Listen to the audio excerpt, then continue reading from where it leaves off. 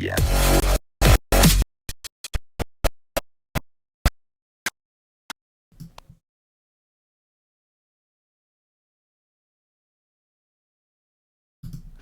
Welcome to I say DFS Podcast. I am your host, CK013. You can find me on Twitter at CK_013.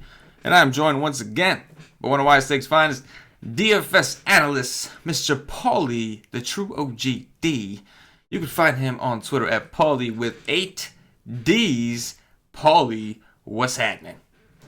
What's up, man? Fucking off a day for NBA with this 3-game hell slate. Now we dive into a nice little 10-gamer, which 10 is kind of good. You know, I don't mind. It's like, it's not too big, but, you know, depending on, like, the composition of the slate, 10 can be overwhelming. But looking at this one, I don't know if it's too, like, we got a bunch of good players on the slate, but it's not, like, I feel like, maybe it was Sunday night, it was a 7-gamer, but it was loaded. You know, like this last Monday, we had like 4 guys at the top, and like we don't have that this week. We only got a couple studs on this slate.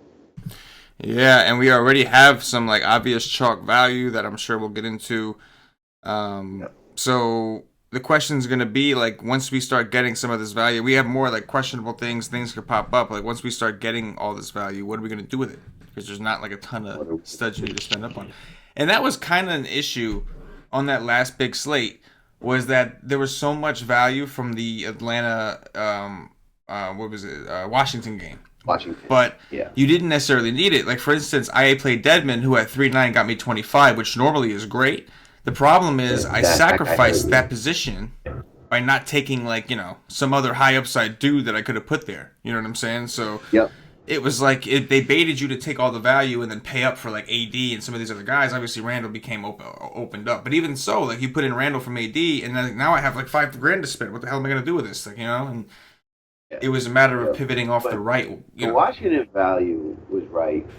Rivers and Satoransky, they were in the winning combos. For no. It was right. Don't get me wrong. Like it was. The thing is though, like you didn't need all of it. You could have picked whichever one you wanted. But by playing too many of them, all you really did was force yourself to spend up at positions you didn't need to. You know, exactly. Because then you ended up forcing in a Dedmon, who, again, 25 at 3-9, that's normally, that's solid. You know what I'm saying? That's solid. Yeah. But, like, having him in there, and then Oubre got a 30, which is great. It was really just, like, the 2 guys, Rivers, Satoransky, and then maybe, like, Baze, and, like, Collins, I guess, at center. And, like, you would have been, that's it. Then pay up for Randall and go to that, you know. But, you know. Yep. So it's kind of setting up for something. The studs didn't really do their end, you know. Yes. AD got like a 60, like you need him to get 80. Yeah, I mean, you had to get the right studs. Like, late breaking became a play with Middleton's, you know, out for sickness, and he didn't do his part. He got like a 50. You know? So like with all that extra salary, you hurt yourself. Yeah, exactly. And like he had to be more spread out. It was like that 8 to 9K range. Like Paul George went for 70, Cat went for 70, and so again, like. You know, Kawhi, Jimmy Buckets. That was definitely one thing we got right. I think Kawhi was my favorite player. Jimmy Buckets was your favorite player. That was definitely one thing we got right. Those guys did their thing. That was an anatomy contest, as Cash would say. That was awesome. That was a great thing. But like, essentially, not playing too much of the value. You could have picked pretty much whoever you wanted and gone to wherever you, because like you didn't have to play Satoransky. You could have played Dedmon over one of those guys and been able to get up to Russell Westbrook instead of like paying up for forward to get AD or something like that. So it was just like not picking too many and not sacrificing too much of the raw points. Like, you know, it was just, it was wild. But anyway, I'm not going to talk too much about this ugly 3-game slate, because I don't want to say things that I'll regret later. Very pissed, very, very pissed right now. Tilted, as these guys say. Fuck that. I'm beyond tilted. I'm angry, but I'm not gonna let that affect us moving on to the next day, because the next day is a bigger and better day, a bigger and better slate. You don't want to vent at all? No. Sometimes that's good. Yeah, it's good, right. But like, you know me, man. You know me. You've known me long enough. Like you've seen my Twitter. Like, I'll say shit I regret. Like I will. I'll say some stuff and be like, man, why'd I say that? Like I shouldn't have said that. That was just me. That was just over a game, you know. But like when I get angry like this, I will say some foul shit, you know. Like, and you know, Okay. Be All right. in the You can vent position off and the air, all. but I think. Yeah, I'll bet off. Yeah. I'm betting off the air. I've been holding it down, trying to keep it together for this next one. But yep. I'm gonna say some shit that I'm gonna apologize but not to you guys because I'm not gonna say it on the show because I don't want to get us kicked off YouTube. I don't want the FBI looking for me. I don't want none of that stuff. So that's it. That's all I'm gonna say. Anyway, let's just say Chris Paul and Mitchell apologize for any thoughts I may have when I vent or anything I may say when I vent. But I'm gonna say something about y'all. Okay, Paulie, point guards. Talk to me, bro. Point guards. See what this line is on this Chicago game. OKC -8.5. The game's in Chicago. I mean, we got Russ. $1,400 more than the next guy. He, went off in the last game. Him and PG both went off. He had a massive triple double, like 15 rebounds, 17 assists, and 20 points. Went for 71, and he's been getting pretty high usage in terms of maybe not the usage number itself, but approaching 20 rebounds, approaching 20 assists, getting 20 points. And Paul George was just crazy hot in the fourth. So if that was flipped, Russ might have went for a 90 against Brooklyn. And this is another pretty good spot. It's in Chicago. Chicago's starting to get some of their players back. They might put up a fight. It's definitely under consideration, thinking about the value that we have, but I do prefer Steph against Milwaukee, although I wish Steph didn't just have that monster game because, this is a phenomenal spot against Milwaukee, just warp speed pace game and Milwaukee inducing three-pointers. We'll see. He's 10K, but, man, if he would have got his last rotation, he would have went for 82. I think he had 10 threes against a 9. He went 9 of 14 from 3 against the Cavs last game. He went for 69 points. Both those guys are good. We'll see what other studs we have at the other positions, but I get the feeling you're going to want one of these two guys, and Steph's probably going to come with a pairing with Giannis, and then Russ will kind of be like a lone wolf with somebody else on the slate. Mirotic's status will dictate Drew Holiday's. This price is back down to 8,500 though. They are playing Memphis, not really a good spot. I don't even know if we would look at Drew Holiday though. But in that same game, Mike Conley at 8,400 is pretty appealing. His usage has been high all season. Memphis has been playing well. I could see this game being close and being one of those good kind of games. And AD has some pretty solid history against Memphis. I know he went for 90 against them at least once last year. Going down the list, Kemba against Denver at 8K. 8K for Kemba Walker. This is definitely the time to start buying in on Walker. The Hornets are doing all kinds of weird things with their rotations, guys that they're playing, guys that they're not. But Kemba's still going to get his minutes, and point guards against Denver is pretty solid. Kyle Lowry, you broke my heart the other day, but point guards against Brooklyn, that's appealing. De'Aaron Fox at 7.7 is appealing against Cleveland. It's a pretty loaded spot. We know that Gary Harris is out, so you got Jamal Murray at 7.1 in that same game.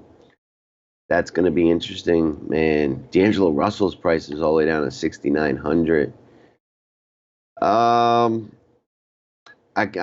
think I'd consider Malcolm Brogdon at 5.8 in that Golden State game as well. And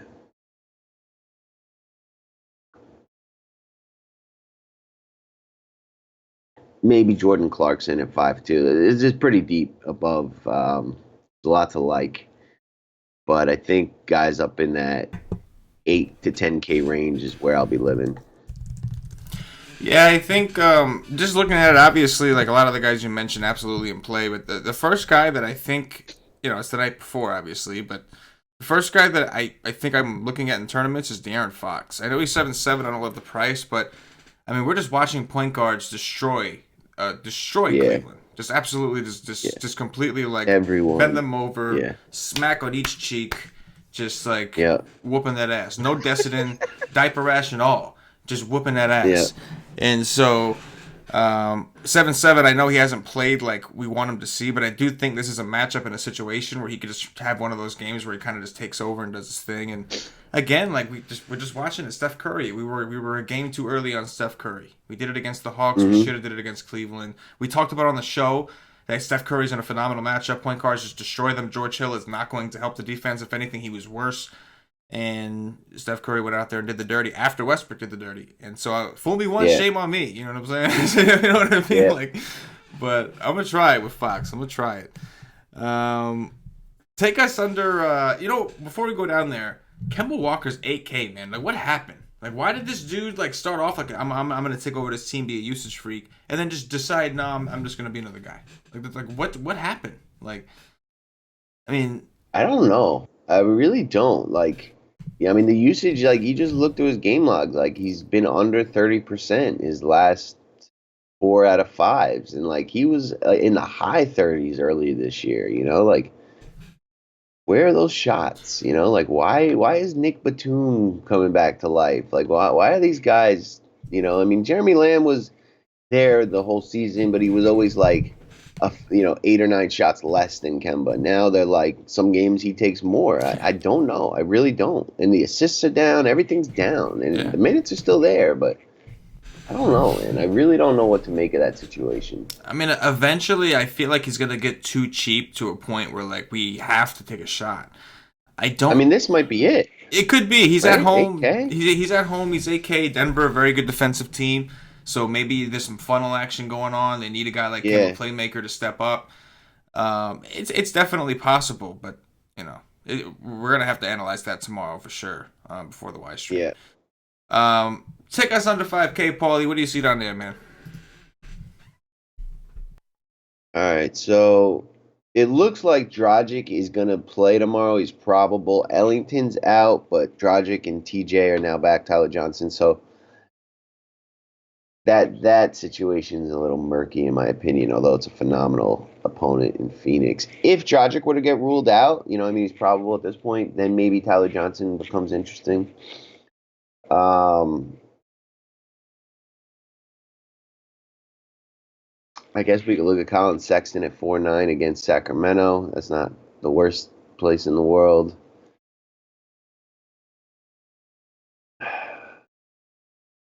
Man, San Antonio's playing the Lakers again. I honestly don't see a ton down here. I mean, Josh Hart, right? We got Brandon Ingram out. He's 3,600. That's probably a phenomenal value spot. Shelvin Mack is down at 3-4 against New Orleans. His minutes are still the same, right? Yeah, pretty much. Yeah, I like that. 3,400. Yeah, I like that. Not a ton though, but Josh Hart and Colin Sexton and Shelvin Mack will probably be my 3 favorites down there. You see anything else?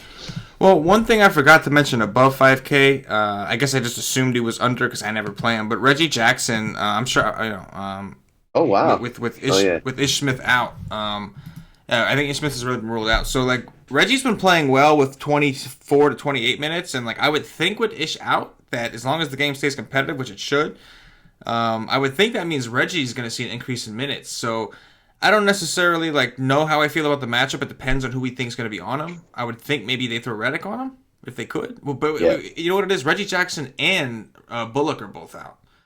So there's going to be some value in a pace-up spot there for Detroit that we're probably going to want to jump on. And like I think Reggie is one of the guys to add to that conversation. Like I kind of just glanced over him and then it just hit me like Ish Smith is out. And I was like, oh shit. So maybe Reggie goes back to getting at least 33, you would think, right? Like, with the... And then you got Langston Galloway at 3,300. Right. I believe started last game. Right. He's also an interesting value play. Yeah, I mean, I guess after that, it's kind of like... It does get kind of ugly. Like, maybe we can look at a George Hill. He's just not doing... He's just playing terribly. He's just awful. There's so many guards there, too. Like, I just... Yeah, it just looks like the place we don't want to George Hill's not a part of that future, right? No. I don't know. Yeah, it's looking like, from what I see now, it looks like a situation where, other than a Shelvin Mack, I don't mind Shelvin Mack because of the minutes, but aside from him, he's been playing like trash anyway lately. I think it's a situation where I like the guys up top better. Like, I like the guys above the 5K range Yeah. better. You know what, you know what I'm saying?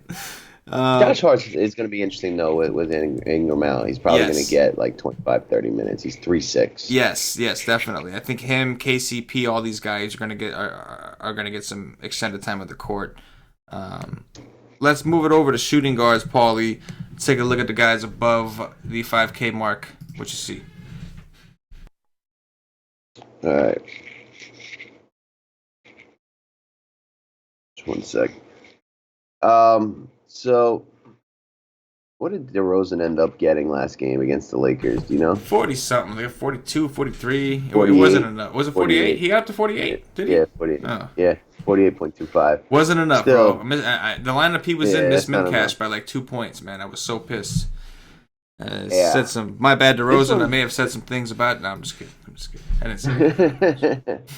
This one's in San Antonio. I mean, I think this game will be close, but he's 9K. I think I'd find the money for Curry.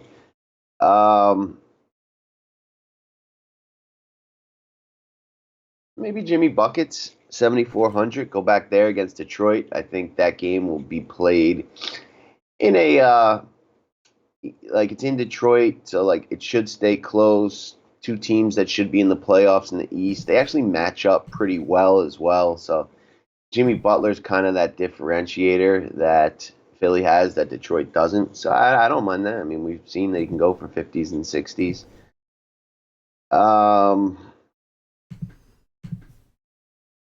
Maybe we look at Chris Middleton against Golden State at 6,700.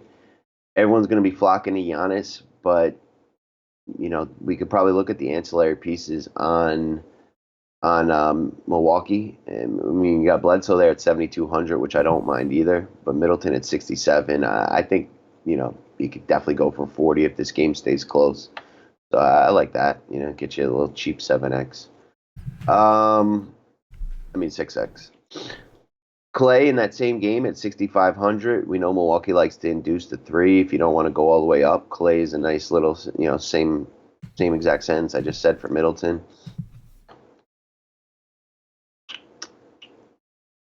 Already talked about Brogdon. Done with Justin Holiday. Evan Fournier just went off. This isn't the greatest spot, but without Oladipo, he's going to be drawing like Tyreek Evans and Bogdan defense, 5,500. That's doable. And Bojan in that same game at 5'4". I mean, until Oladipo comes back, he is getting enough volume to, get at least a 30, which would be close to 6x. I don't mind that. Yeah, but for a 10-game slate, it doesn't seem like super juicy. Like, some of these matchups you're looking at are just like, I'm sure like tomorrow we'll have a different twist on it.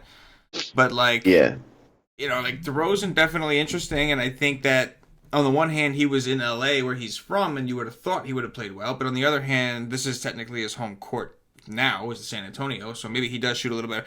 Had he shot a little bit better down the stretch, he would have easily broken the 50 barrier mark. At the end of the game, he just couldn't hit a shot, and then Rudy Gay kind of got hot at one point, took away all the usage.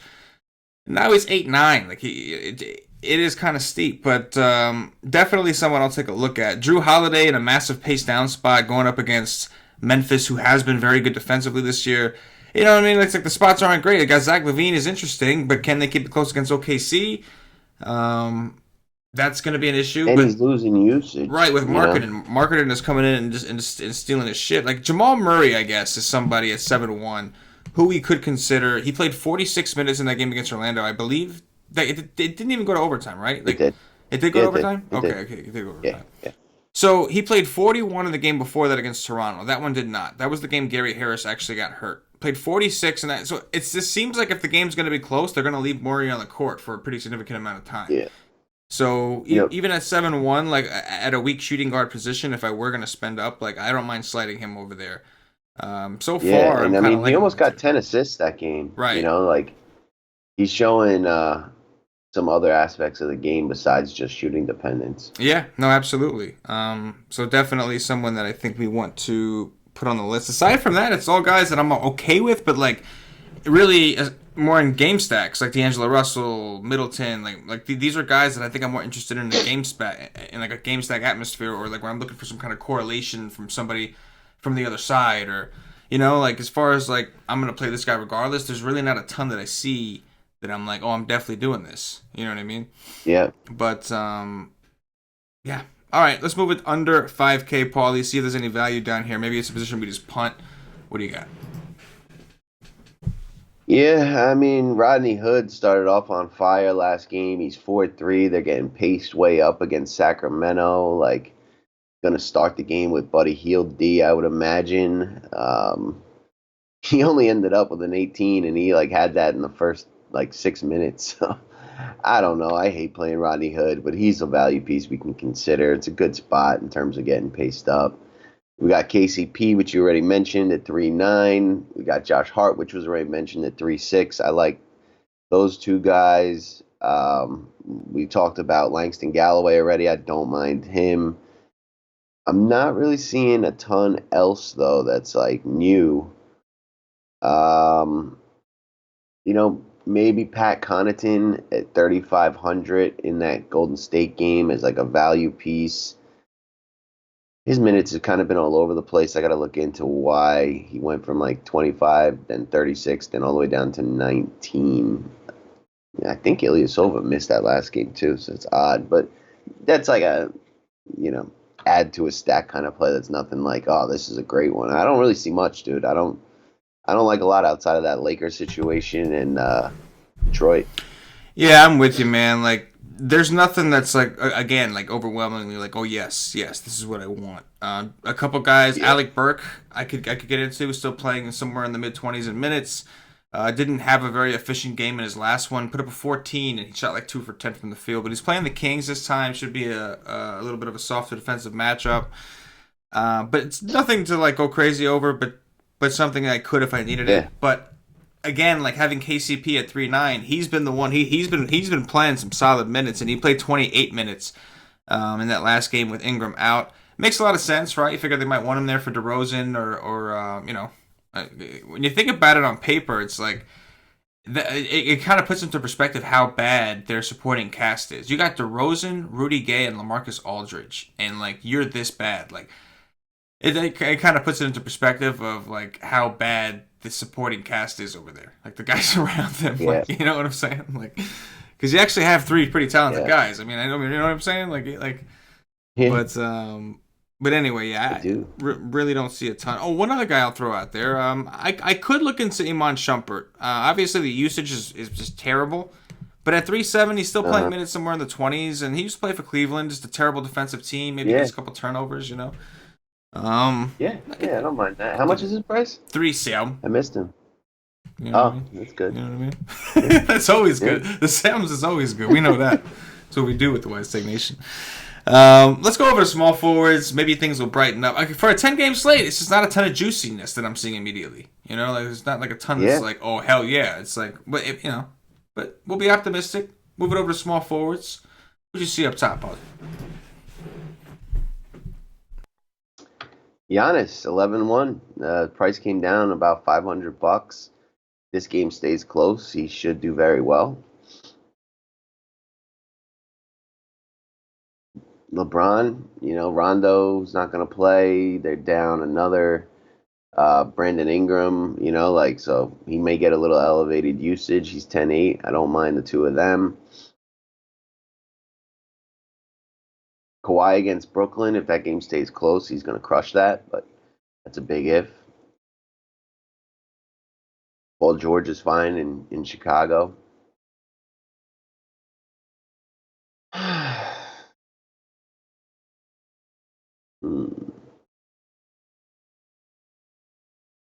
Does Aaron Gordon at 7-1 entice you against Indiana?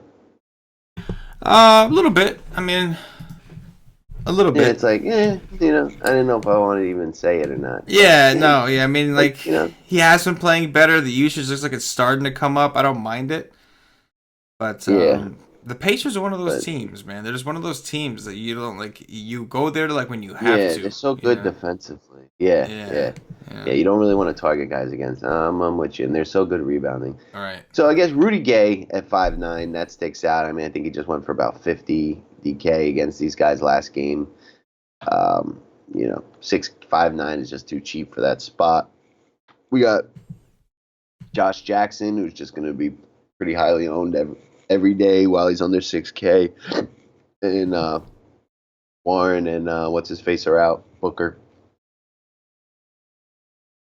See if we got anything right down here. Tyreek Evans, maybe. Man, I don't see much I like. I do really like Rudy Gay, though, and then one of those studs up top is fine for me. Yeah, man, it's not pretty. Again, it's just not like... Yeah, there's guys you can consider. I mean, Kawhi Leonard coming off a ceiling game. This is just a spot where, like, Kawhi Leonard kicks up his feet, gives Lowry the scraps. Like, here you go, Lowry. Go ahead and have yourself a game.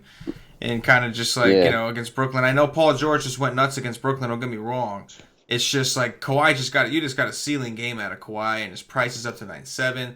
So the spot is awesome. Just a matter of they're playing a terrible defensive team. Does he have to do it? And that seems to be the thing with Kawhi is he really only does it when he has to do it. So Durant against Milwaukee, sure. Like if you're going to that game for a game stack, do I play Durant as a one-off by himself with Curry there? Probably not. LeBron, I guess, would be the most interesting. LeBron and Giannis at the top, obviously, are the guys that I think you're going to be waiting through here. On paper, a good matchup for both. LeBron just went for 60 against these guys at home. I think right now I would lean towards Giannis for another $300 just because like he's such a huge part of that team. And, without Draymond down low, that should open up some rebounds. They have been struggling against bigs, and that kind of is what Giannis is. Like, Brook Lopez is not really that big. He's just, he's more like a stretch four, and Giannis is really the center. That's like basically how they run it. So I think I'd lean towards Giannis as of now. And then scrolling under, there's just not a ton. You can mention Rudy Gay. The price is up. He's at home this time. He just smashed him for 40. I mean, Kyle Kuzma did the same thing. But again, those guys all you kind of feel like you want to game stack that game if you're going there. Like it just kind of feels like, oh, I really need this game to go off, so I'm going to game stack. But as far as like just kind of picking guys, I think JJ Redick is kind of interesting at 5'4". Believe he played for the Pistons, right? Didn't he? Maybe not. I don't know. Maybe. I don't know. I don't remember that, to be honest with you. Yeah, maybe not. I know he played for Orlando. Yeah, that's what. You know what? Yeah, that's what it was. Yeah, no. Yeah, that's what it was. Orlando, and then with the Clippers, right? Some time with the Clippers. Yep. Right. Yeah. Yeah. Well, where are you at on Nicholas Batum? Like, finally woke up. Normally, I would just say no, but they are going to be missing a pretty key defender in Gary Harris, and I think that could open things up for either him or Lamb, depending on who gets the softer matchup. So at 5'2", I want to say no because I really don't like playing guys against Denver, but I can't because he is cheap, and that last game was really, really like old school Batum impressive. Like to go for 42, and like it's not like if you know Nick Batum, that's what you're used to from Batum. That's what he used to do in the regular. So, like, he can do that. It just makes you wonder, like, okay, so is he going to get the opportunity now? Or, like, why? Like, why do guys on this team have a tendency to, like, take over a team and then they have a tendency to just back off and just hand the keys to someone else? Like, it's so crazy. Like, it's like they take turns being the guy. You know what I'm saying? It's like, I don't know. It's bizarre. But I don't think I could say no at 5'2", even though like before that he was awful. I mean, that was impressive. That was old school Batum. That's what we're used to. And Minnesota has been a much improved defensive team. So it's I mean, I think we have to at least look at him at some point tomorrow and kind of address that. But not a ton. You mentioned Tyreek. Tyreek the Freak, man, just continues to be a bitch. I mean, another guy that that first game in the barrel there. That's I know, but like it's hard for my thing with Tyreek is we know he's got 40-point upside. Like we know he does, right? And like the first game he did it against Miami. He went for 44 or something like that. It's just why? Why is all of a sudden is he playing like on drugs ever since? Dude, I told you, bro. Remember? When I watched this dude, every time he gets a turnover, I think about it now. Watch him, anybody listening to this, Go watch Tyreek. I want you to watch Tyreek Evans play and tell me he's not playing like a man on drugs. Like, tell me this man is not playing like a dude on drugs. Like, my man is on something. Like, I don't know what it is. It's some new shit. It's some crazy shit. But he's on something. When he turns the ball over, it's like he heard a voice and he threw the ball. He heard a voice that wasn't there telling he's open. He just turned around, just fling that like right out of bounds, and then he'll look over there like, where were you at? Where were you at? And I'm sitting here like, who is he looking at right now? Like, who is he staring down? You know, like, I mean, his last like 5 games, these are turnovers: 5, 3, 6, 5. Like, you know, yo, he's playing with an extra teammate out there. I'm telling you, man. He's playing with an extra teammate out there. Like there's something we don't know about going on in Tyreek land, because like I don't know. And like I think it's like whatever voice he's hearing, I think it's also talking shit to him and like messing up his confidence, so he don't want to shoot. Because like he's not nearly as aggressive, you know what I mean? It's like in Happy Gilmore, that dude that's his jackass every time he goes to shoot. That's what I'm picturing, like with Tyreek. You know what I'm saying? Like the dude's like, give me the ball, and Tyreek's like, no, I'm not gonna throw it out of bounds. And he hears the voice, give me the ball, and he's like, no, I'm not throwing it out of bounds. Then when he goes to shoot, the guy's like, jackass, and then he'll just pass out of it. You know what I'm saying? Like that's like what I'm picturing. But I don't know. There's something about the way he's playing right now that's just a little weird. I mean, I don't know. Maybe he's just drunk. I don't know. But I don't know. It's crazy. I you know. I do think about that though every time he turns the ball over. Now. I'm like, maybe he's smoking back. Maybe. With that said, take us down to Value Town, Paulie D. Yeah, we got some things here that are interesting. So Kyle Anderson against New Orleans at 4-6. Like, this guy can get you a 6, and then he gets you 46. I think this game is likelihood of him at least getting you to 30 and better. And at 4-6, you will certainly take that. Shetty Osman, you know, going to get big minutes, gets decent amount of usage, double-digit shots. He can get some rebounds, all that good stuff. I don't mind him at 4-6 against Sacramento. J. Michael Green went ham last game. I think you were on that a tad, and like, I don't know if any of us actually played it, but he went for 40. And, you know, against New Orleans, there's definitely a chance Jaren Jackson getting into foul trouble. There's just, you know, enough pace boosting going on that if he's going to see 25 to 30 minutes, he should be able to get you close to 30 in this kind of atmosphere. Juancho Hernan-Gomez, they just don't want to raise this guy's price, and he's just like been pretty automatic for 25 for like the last like 6 games. And, you know, with Gary Harris out, might give him a little extra, couple more shots, all that good stuff. I'm into that, because he was getting up into the 40s like when Gary Harris first went down. So I like him a lot. I'm, you know, there's nothing homer about it, but he's just like one of these guys that I'm starting to like really like, and I play a lot, and, you know, it's like he can do no wrong for me. You know, like I just, Juancho 4-4, I just like, that just seems really good in my mind. Let's see who we got below, though. Stanley Johnson is playing better. He's another one of those Kyle Anderson types that can get you like a 6, or in a good game get you like 35. And now we got another man down with Ish Smith, so he should see good usage and a handful of minutes where he's actually like, you know, the guy on the court with like, you know, Drummond off or something like that.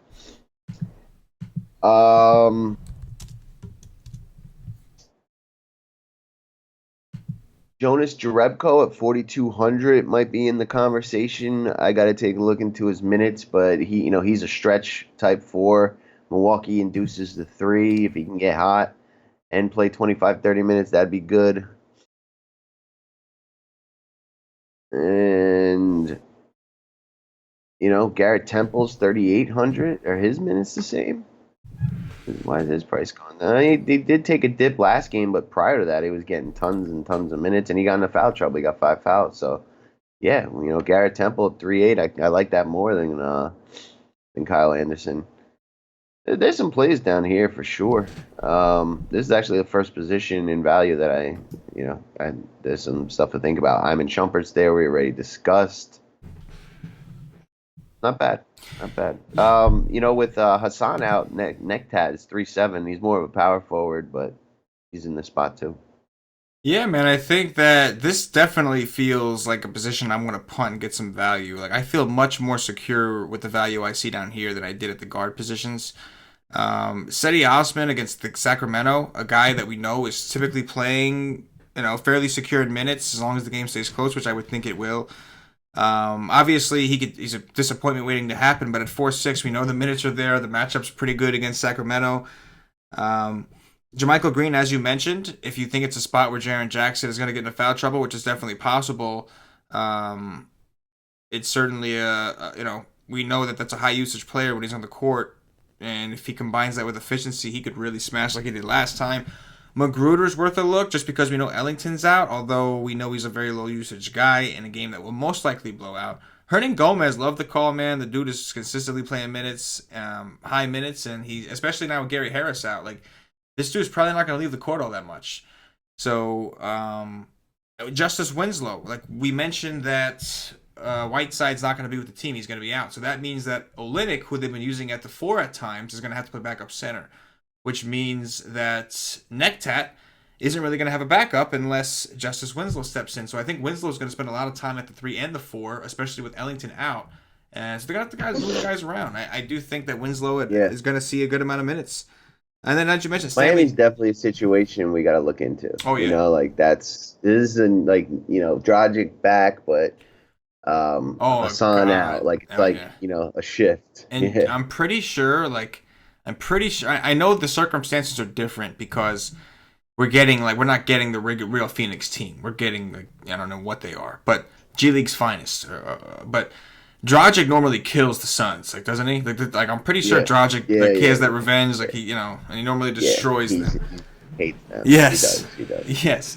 So to make matters worse, and like that's gonna be like a big thing of the slate is you're gonna have to take the right value plays from that game, like the guys who you think are safe enough to either hit value before it blows out, or hit value within the blowout, or like hit value in the actual blowout. But you know, aside from that, Stanley Johnson, like you mentioned, dude, like double-digit shot attempts his last three games, and in that last game against Milwaukee, he played Yeah. 27 minutes, took 16 shots. He's shooting like shit, and like he is kind of scoring dependent usually, but they're probably Mm-hmm. going to use him on Jimmy Butler. We know Reggie Bullock Yeah. is out. It's just going to line up well for him to get a ton of minutes at 4K. This definitely seems like a position that I think we want to get some of our value from. Faux Yeah. show. Yeah. So far, I mean, we know we're gonna have a value piece at center, but so far it feels like paying up at the guards, pay Yeah, down at forward. that's what it's looking like right now for sure. Let's move it over to power forwards. Paulie, what do you see over there up top? Yeah, I mean, AD's 11K. He's down a couple bucks. This is not a very good pace or defense or anything, but he's still AD. He's got a very high floor. This game should stay close. I'm fine with it. We'll just we'll see how much value we end up with. Like I could see him being really low owned, and I really don't care who the opponent is. I actually like you talk about those funnel spots lately. Like I could see a funnel happening here to AD a little bit because some of the other positions are defended pretty well. We'll see. Um, Blake Griffin against Philly. I'm pretty sure Philly's still the worst against power forwards, DVP wise, and he's been taking basically about 20 shots a game and almost 10 threes a game. So he's at home. I expect this game to be close. He's got phenomenal history against Philadelphia. Are these this year? Yeah. So he's gone for 66 and 82 against Philly this year already. So, he's part of that DVP being worst in the league. Um, LMA at 7-6, that is probably too cheap now against the Lakers. Bonus at 7.5. I really think he's getting too high for like the minutes that he plays. Like until they move him into the starting lineup, which I should have happened a few weeks ago, and we don't know if it's ever going to happen. But like he's just not playing enough minutes to get you a 50, which you kind of need now at 7,500. Randall, like obviously if Mirotic is out, he's in, but without that, I don't think I go to either one of those two. Paul Millsap's a good option against Charlotte. I don't think I pay 6-3 for Lauri Markkanen, but we'll have to see if they take the cap off his minutes and whatnot. You know, I mean, he didn't even shoot well last game, and he got to 43. So maybe I should take that back. That I definitely wouldn't play him, and especially if they raise his minutes. What did he play last game? They came out and said he played 24 to 28.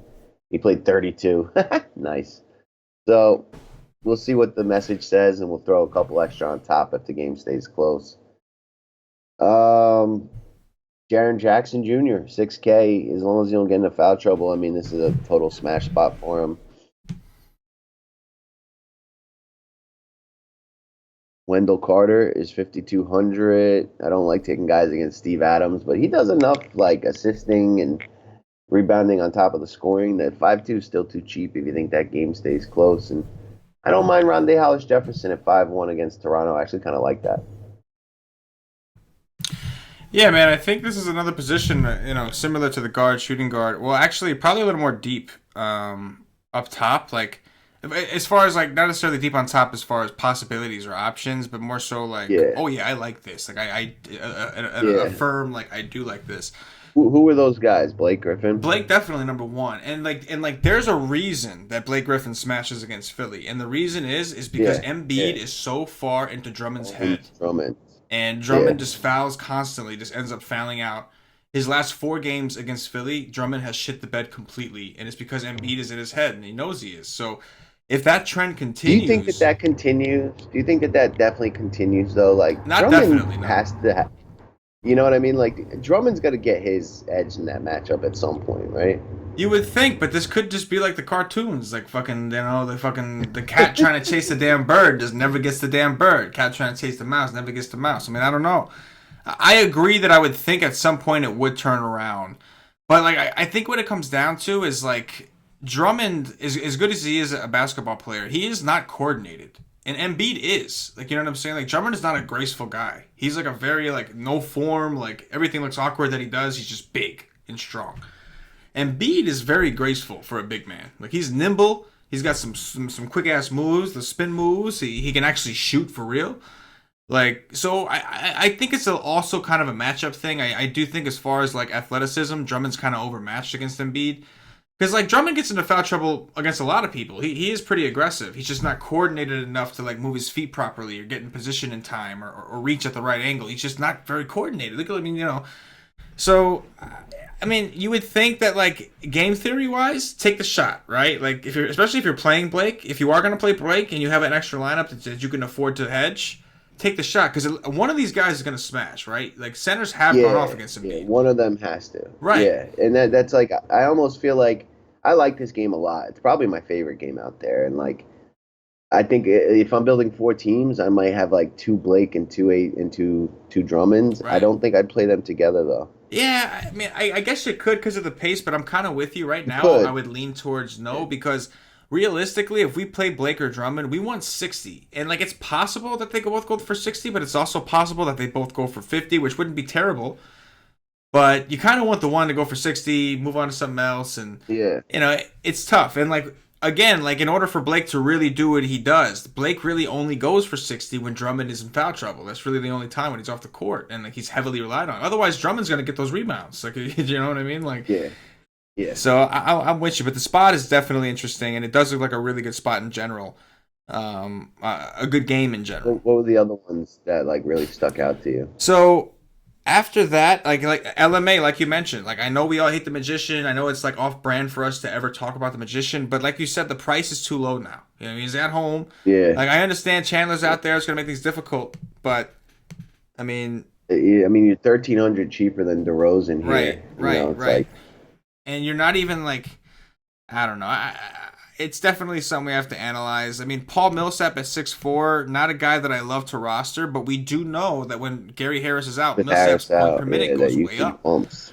So, you mentioned Jaren Jackson Jr. This guy has fucking 50-point upside, and as long as he stays out of foul trouble, and I do kind of think that it's better for him that Mirotic is in there instead of Randall. Like Randall will try to bully him down Yeah. low and draw the fouls. Mirotic is going to stay on the outside and Yeah. try to shoot threes. So on the one Yep. hand, maybe that pulls him out, which I don't love. But on the other hand, it's a pace up spot. He's going to get extra opportunities. So, and I'm not worried about Mirotic's defense by any means. So, No. there's actual solid guys that I think we can get behind here. Like if Yep. Marvin Bagley plays, I can do that at 5'3" going against Cleveland. If we think he's going to get the minutes Yep. he's been getting, there's stuff we could work with here. We could work with this Yeah. position, man.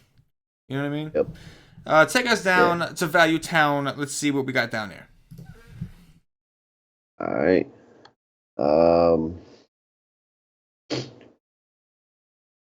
Bam. That's it. Bam Adebayo is Done. power forward eligible. Done. 4,200. That's it. Yeah, I'm playing Bam tomorrow, probably on every team. Against Phoenix? Good Lord. Who else? Probably Kelly Olynyk. I mean, Kelly Olynyk. Yeah. Kelly Olynyk's in the conversation at 4K. Probably could play both of them, to be honest, on the same team. But, I mean, I severely favor Bam in this one. But, they're both in the conversation. Frank Kaminsky against Denver, like, he's getting minutes now. He's 3.7. I don't mind him. MKG is back. He's 3.9. This could be a decent opportunity for him.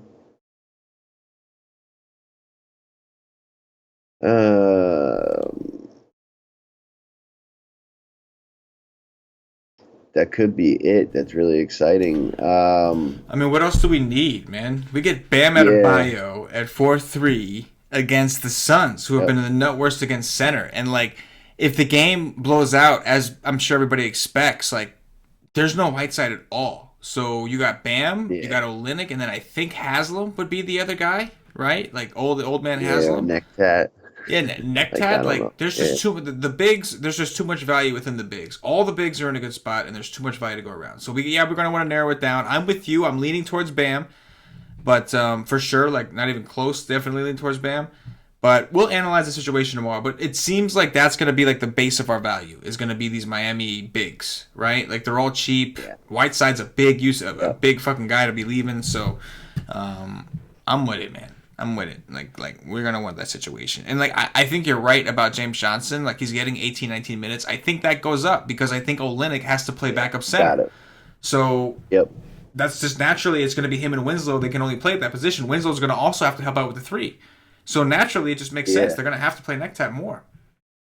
At 3. Kevon Looney's down there, but like how do you click on him over Bam out of freaking bio? Yeah, exactly. Yeah, it's like again, like you just go with the guys that are getting the boost, right? Like if you got guys in the same price, go with the fucking one getting the boost. Do yourself a favor. Like, you know what I'm saying? It's just like let's move it over to centers and see how that is. Obviously, we can play Bam at center too, but we'd like to. If you need him at forward, that's the whole benefit of playing a guy like Bam is his forward eligibility. What do you see at the center position, Paulie? What do you think of Embiid at 10-1, coming off a shitty fucking game?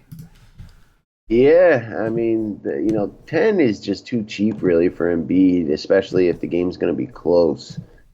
And, I mean, he's gone for 65 twice this year against Detroit. I know Drummond got into foul trouble those games, but, we already discussed that. He just has an athletic advantage over Drummond. I think he looks to get right. I do like that. I like, the Blake Embiid, what do you call it? Blake Embiid and Jimmy Butler, kind of like 2-1 stack of this game. I like Reggie Jackson too. He'd go 2-2. Yep. Vooch is down to 8-7. Centers against Indiana is a pretty decent spot. I don't mind him there.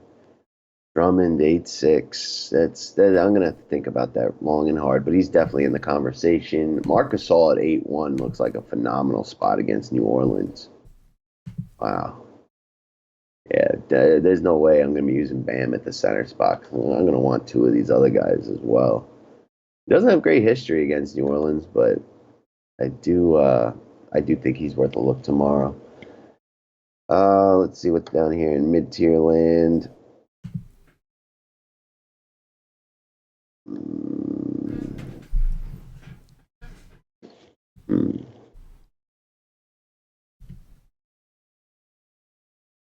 Steven Adams against Chicago, like I think that's a game stack only play, but centers against Chicago has been like the nuttiest spot of the whole season. And if that game were to stay close, he should get over 40 and get you a nice 6x. I don't mind that, but I don't think I end up there, truthfully. Nothing I'm really in love with in the mid tier. Let's go downwards. I mean, Brook Lopez is probably going to be in the discussion, probably more of a game stack add-on than a solo play, but, he's getting pretty solid, 25 to 30 minutes a game. Centers have done well against Golden State. He's in the conversation. Joval against Brooklyn, like, as long as he can just get to 20 minutes, he should smash that price.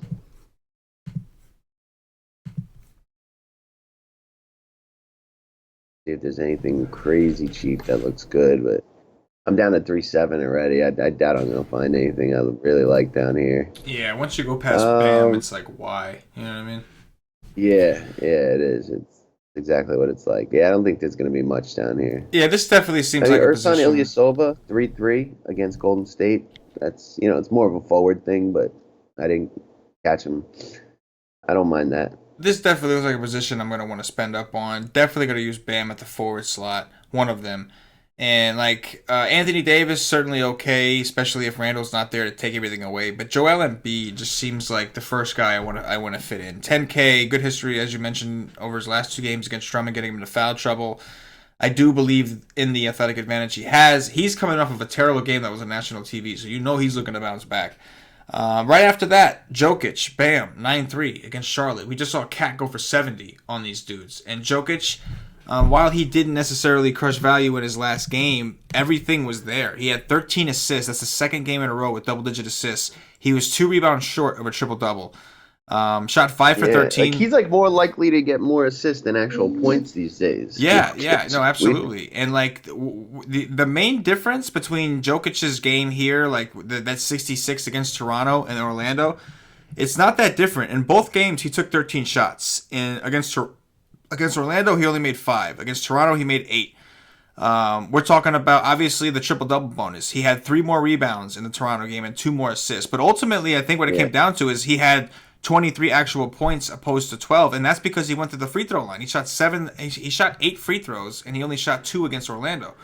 So I can just see it down low. Zeller and Hernan Gomez and Kaminsky, all these guys that are really kind of undersized to be covering a guy like Jokic, just fouling him out. Did you see on Twitter, speaking of Jokic, did you see how fat that kid was, man? He was a fat kid, man. He was a fat kid, man. Have you ever seen the pictures of him? No, what, Jokic before he got his growth spurt? Yo, yes, bro. It was hilarious, man. He was a straight fatty, man, like Porker Magoo.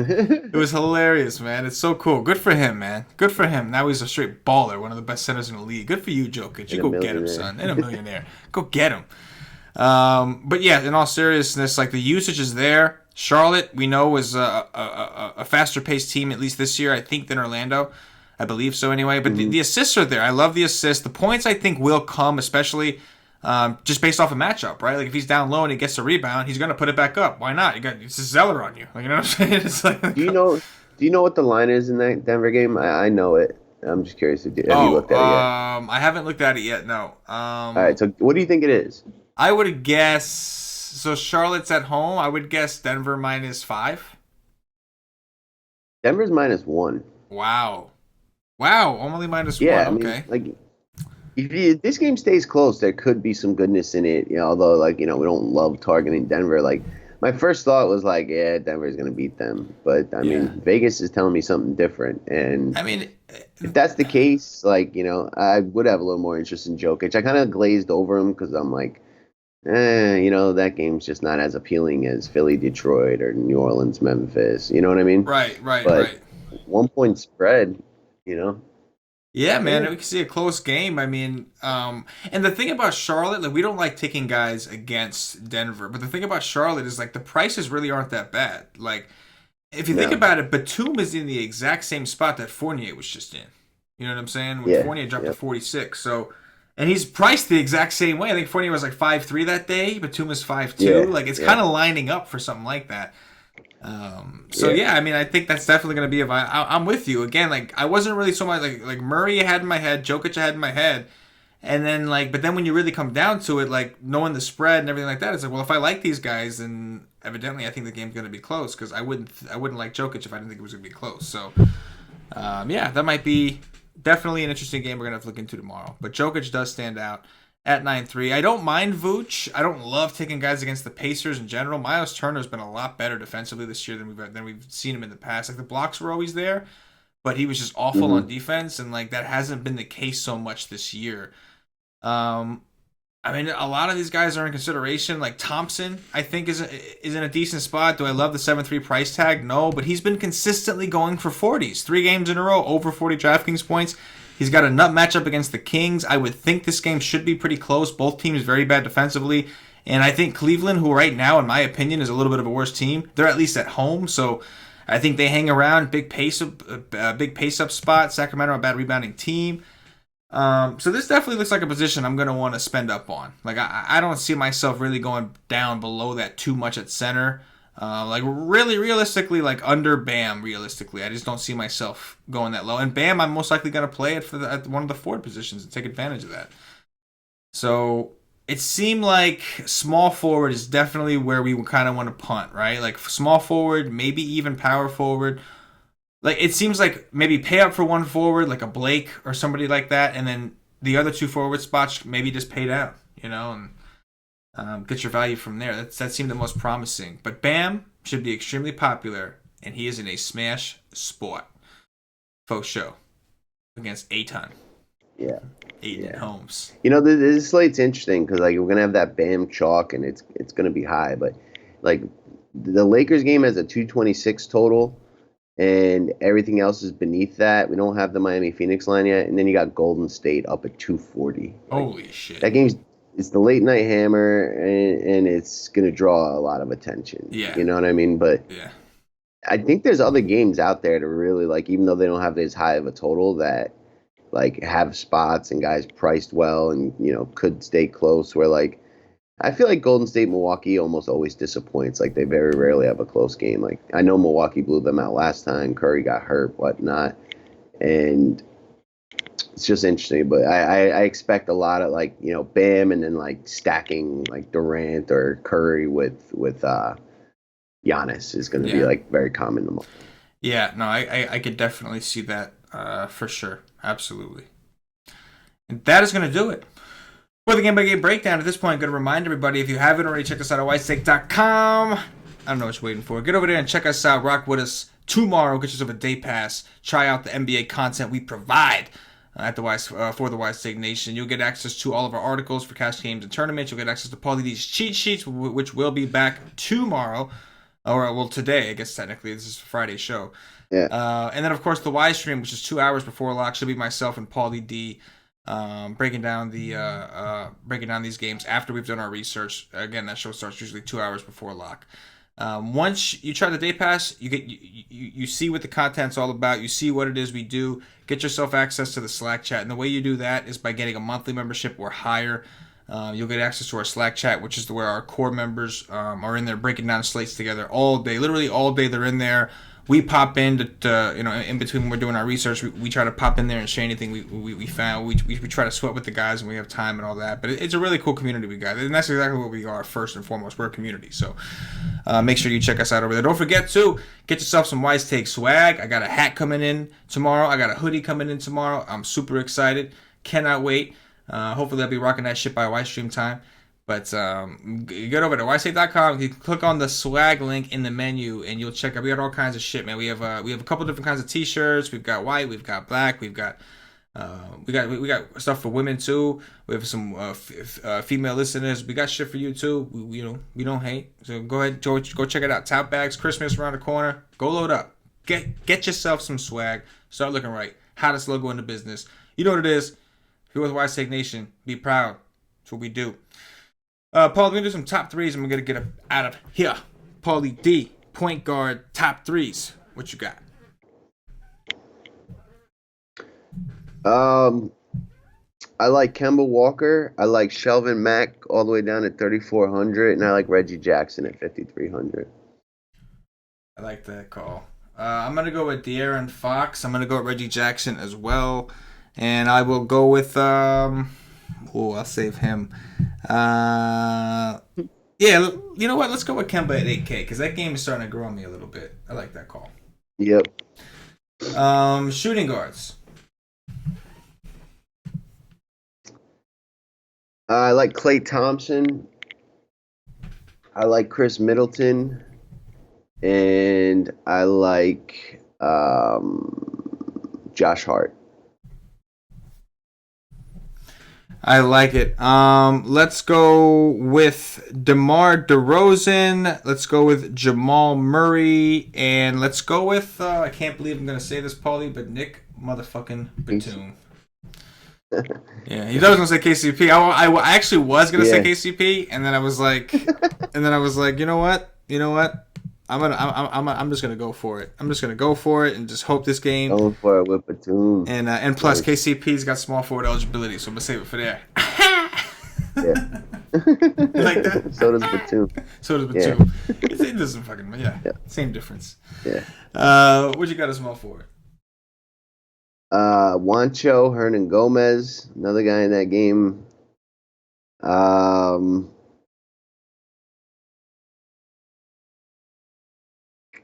Rudy Gay, and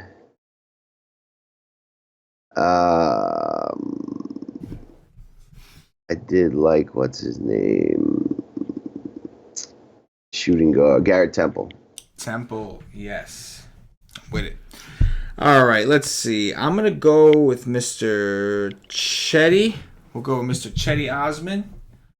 We will go with. I remember this is where I want to get some value. Stanley Johnson. We'll do some Stanley Johnson.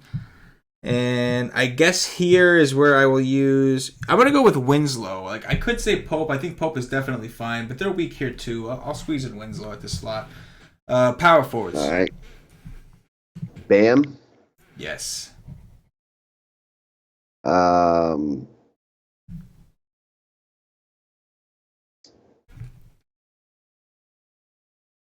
Josh Jackson and Rondé Hollis Jefferson. RHJ. Let's see. I think I'll go with Mr. Blake Griffin. Big Bad Blake. Yeah, I forgot that one. Yep. I'll go with Mr. Bam, Big Bad Bam. Bam Bam Bigelow, a.k.a. Never mind. Say some inappropriate. Call myself. I'm like, hey, yo, this ain't the Y stream. I know I've been a lot more loose, obviously, in the podcast with cursing, but the Y streams can get a little wild. And sometimes I get in the Y stream mode, and like you don't know what's gonna come out of my mouth, and I'm like, no, you are on a public platform, my friend. You need to watch. Yes. You need to watch what you say right now. So. Kind of holding myself in check. I'll go with Mr. Kelly Olynyk as like a backup, I guess, to the Bam call. Let's go with some centers, Paulie. Who you got?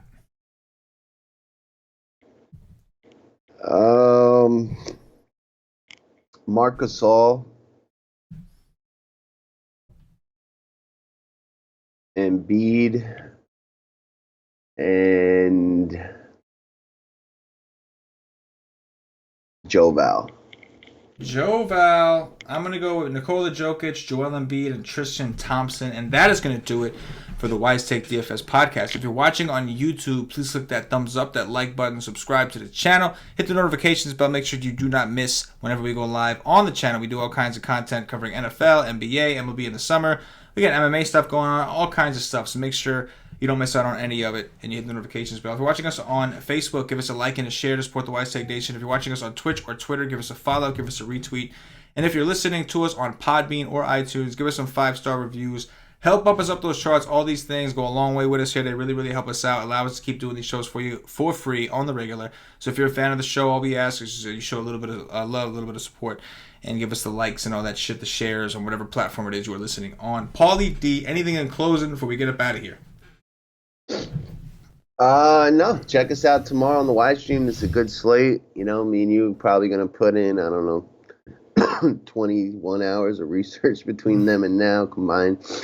And this is a slate we should probably do pretty well on. There's a couple good games, and there's probably going to be a very concentrated type of chalk tomorrow. I like this slate. I really do. Like Yeah. it's really growing on me. Like it started off kind of bleak, but then once you got to the end, you kind of saw the full picture. This looks like an awesome slate. Definitely feel good about it. I'm excited. Something will come out tomorrow that Shakes it up isn't a in our little world bit. right now. Yeah. Like I don't know, Domantas Sabonis is not playing. Yeah, Something like that. yeah. Some illness has been going around the NBA, like, and those come out of nowhere. Like I was just reading this shit on Twitter about DeAndre Ayton. Like apparently they didn't even think he was going to play this morning, and that wasn't even really out. Like him not being in the starting lineup was kind of a shock. Although I took the day off, so I don't really know if that was out, but I didn't know about it, and I get, No. the updates nonstop on my phone. So, like, if they knew that in the morning, like, the illness, like, same thing with Middleton, like, the other day, like, that was an illness. Illness has been the ones that have been, like, out of nowhere, like, a guy you weren't even thinking about might be out, all of a sudden is out. The Suns are a bunch of dickheads. That's Yeah, they are. I mean, you knew that shit. You didn't say nothing to nobody. You said Booker was playing, then he said he wasn't playing, then he played. You said Warren was playing, wasn't playing, then he played. They've been really, like, they've been awful this year about that. And I don't know what they think they're doing. Like, what, are you gaining an edge on your opponent? Like, you guys suck. Man, I think the coach is like, I think you should take a day off. And Booker's like, get the fuck out of my face. He's like no, get the fuck out of my face. I'll let you know if I'm playing. Like that's what I think's going on. That's just a wacky something guess, like that. But just G checking dudes, But we'll find out. Either way, Suns for now, you're on the shit list. You're a bunch of dickheads. For Paulie D, for myself, the entire Wise Take Nation, as always, good luck. Yeah.